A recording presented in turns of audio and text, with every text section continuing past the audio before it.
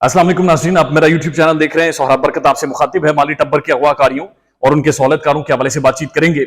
यकीन कीजिए, अगर दुनिया की ये रीत होती या फिर दुनिया में कोई ऐसा कानून होता कि जो बेवकूफ होता उसके सर पर सींग होते, तो माली टब्बर की जो सारी फिल्म थी, ये जो 2 नंबर फिल्म लिखी गई थी, इसका जो स्क्रिप्ट राइटर था उसके सर पर इतने इतने सींग होते और 3-4 उसके सर पर सींग होते, 12-13 सींगा होता वो।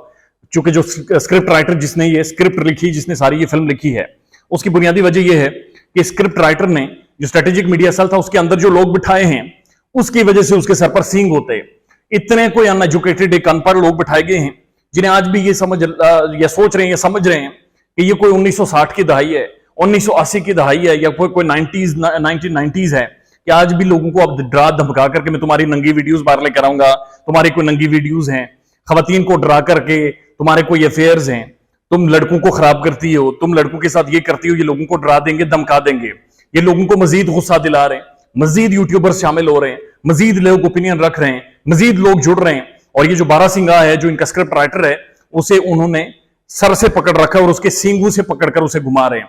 हर तरफ से जुर्लू घुमाए जा रहे हैं। और ये दूसरी तरफ 1990 का वीडियोस कैरेक्टर असैसिनेशन खेल कर, या फिर फलां ये कर गया, फलां ये कर गया, फलां रोमांस कर रहा था जी हमारे पास वीडियो है, फलां रोमांस करवा रहा था जी हमारे पास वीडियो है, ये वो करके सोच रहे हैं कि इनके पास कोई बड़ा कमाल का हुनर है।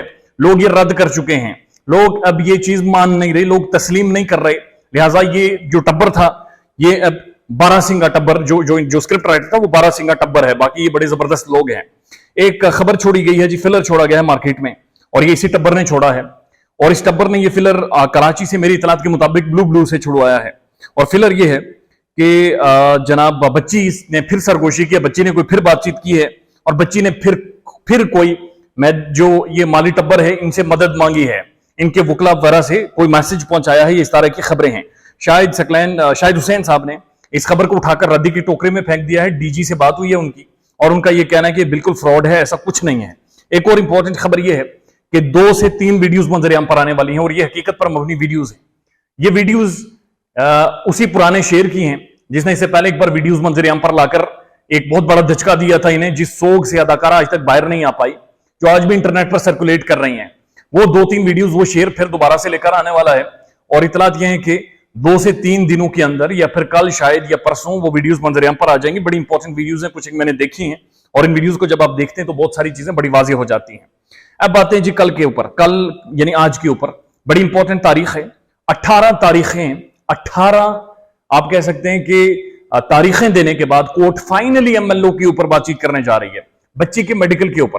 और आप यकीन कीजिए, इस मेडिकल के ऊपर इस टब्बर को, माली टब्बर को, इनके अगवाकारों को, इनके सहूलतकारों को मेहदी काज़मी यहां से पकड़कर घसीट कर लाया इस टेबल पर। इन्होंने केस खत्म करवा दिया था शौकत शानी को मिलाकर, पुलिस को मिलाकर, वो घसीट कर लेकर आया इन सबको जोड़कर वहां पर लाकर खड़ा, अब करवाओ मेडिकल और उसके बाद चीजें साबित होंगी। ये अभी भी सोच रहे हैं कि मेडिकल में चेक होगा कि क्या कोई जिस्मानी ताल्लुकात थे या नहीं थे। हालांकि मेडिकल जो एमएलओ होने वाला है वो इससे बड़ी टर्म, इससे बड़ी एक थ्योरी, इससे बड़ा एक फंक्शन है जो अप्लाई होने वाला है।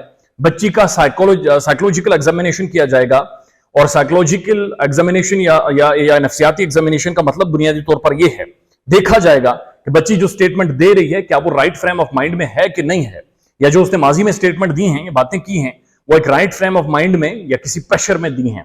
जाहिर है प्रेशर में थी।